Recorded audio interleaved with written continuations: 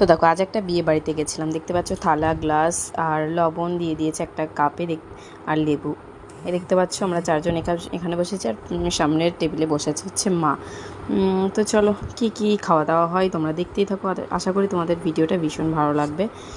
আর কি বলো তো, এটা খুব মধ্যবিত্ত একটা পরিবার, তো ওদের সামর্থ্য অনুযায়ী অনেক ভালো আয়োজন করেছে আমাদের জন্য। তো দেখা যাক এখন কি কি দেয়, যেহেতু মেনু কার্ড দেয়নি সেই জন্য বুঝতে পারছি না। আর এখানে দেখতে পাচ্ছ গরম গরম সাদা ভাত চলে আসলো, তারপরে দেখি আস্তে আস্তে কি আসে।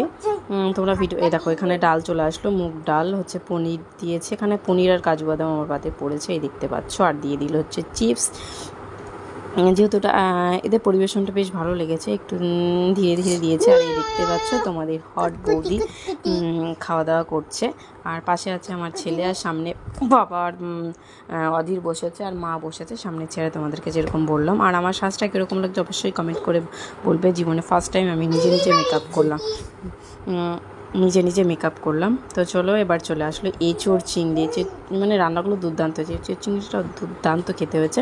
তারপরে দেখতে পাচ্ছ স্যালাড দিয়ে দিল। আর আমার না খেতে সামনে একটা ভালো লাগছে না, কারণ তার আগে অনেকগুলো ফুচকা খেয়ে নিয়েছি, এখন সেই জন্য ভাত আর খেতে ভালো লাগছে না।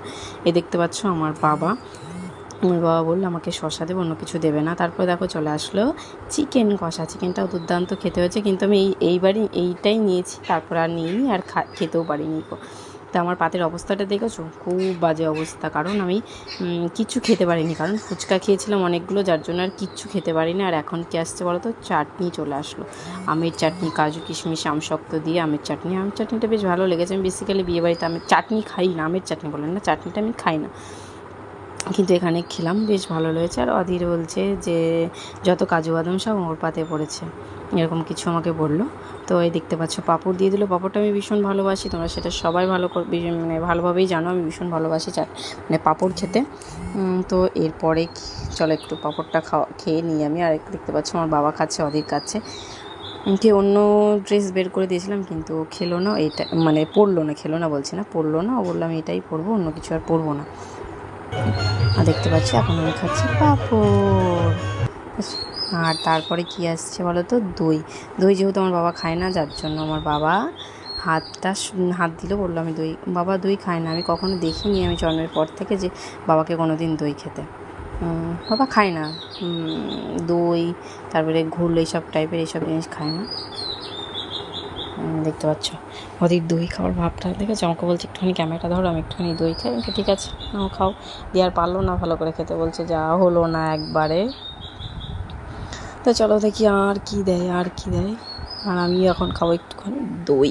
আমি দই খেতে ভীষণ ভালোবাসি, দই আমি খুব ভালোবাসি, তবে সাদা দইটা হলে বেশি ভালো লাগে, মিষ্টি দইটা আমি সবাই পছন্দ করি না। এই দেখো মিষ্টি দিয়ে গেলে আমি একটা মিষ্টিই নিলাম, তো একটাও আমি খাইনি, সেটা আমি আবার বাবাকে দিয়ে দিয়েছিলাম। তো এই ছিল আমাদের বিয়েবাড়ির মেনু।